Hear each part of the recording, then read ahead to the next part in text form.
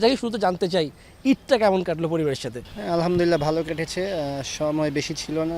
Premier লিগের জন্য তাড়াতাড়ি চলে আসতে হয়েছে। তারপর আলহামদুলিল্লাহ সবকিছু ভালো কেটেছে। তামিম ভাইয়ের ঘটনা কি শুনেছিলেন কিনা? মানে এমন ঘটনা হবে মাঠের মধ্যে, এমন একটা আলোচনা ছিল, কীভাবে জানতে পেরেছিলেন? না, আমি টিভির মাধ্যমেই জানতে পেরেছি। তো জিনিসটা অবশ্যই এক বেদনাদায়ক। তারপর আশা করব উনি যেন তাড়াতাড়ি সুস্থ হয়ে আমাদের মধ্যে ফিরে আসেন। বিপিএলটা কতটা উপভোগ করছেন, নিজের ব্যাটিং, নিজের খেলাটা? হ্যাঁ, যাচ্ছে ভালোই। সোফার 4 ইনিংস মাত্র ব্যাটিং করার সুযোগ পেয়েছি। চেষ্টা করতেছি যেন নিজের যতটুকু বেস্ট পারফরমেন্স করা যায়, যত ভালো পারফরমেন্স করে টিমের হেল্প করা যায়।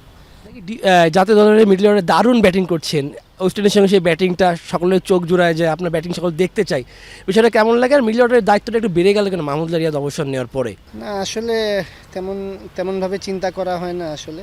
যেখানেই টিম থেকে যেখানেই আমাকে সুযোগ দিবে ওইরকমভাবেই খেলার চেষ্টা করব। তো ওইরকম প্ল্যান নিয়ে আসলে আগাচ্ছি।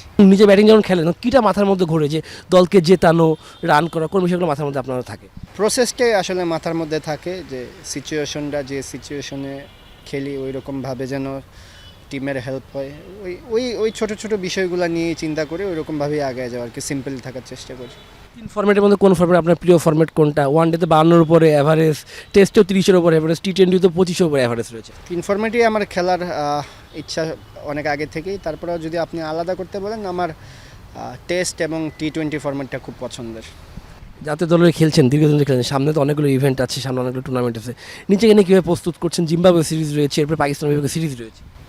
হ্যাঁ, প্রিমিয়ার লিগটা শেষ করি, আর মাইন্ডের তো জিম্বাবুয়ে সিরিজের প্রিপারেশন আছে।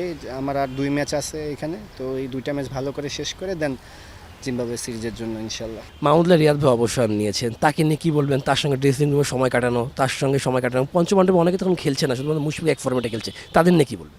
রিয়াদ ভাই ওয়ান অফ মাই ফেভারিট একজন সিনিয়র প্লেয়ার। মানে উনি আসলে খুবই কাছের একজন বড় ভাই। সবসময় উনি খুব স্নেহ করতেন, উনি সবসময় সাপোর্ট করতেন। সবসময় ভালো টাইমের চেয়ে খারাপ টাইমে সবচেয়ে বেশি উনাকে পাশে পেয়েছি। তো অবসরটা সবসময় বেদনাদায়ক, কিন্তু একটা সময় সবাইকে এই জিনিসটা করতে হবে, অবসর নিতে হবে।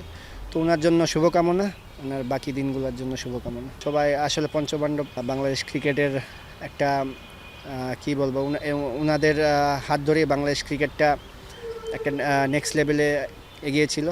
ওনাদের জন্য শুভকামনা, যে যেখানেই আছেন যেন ভালো থাকেন।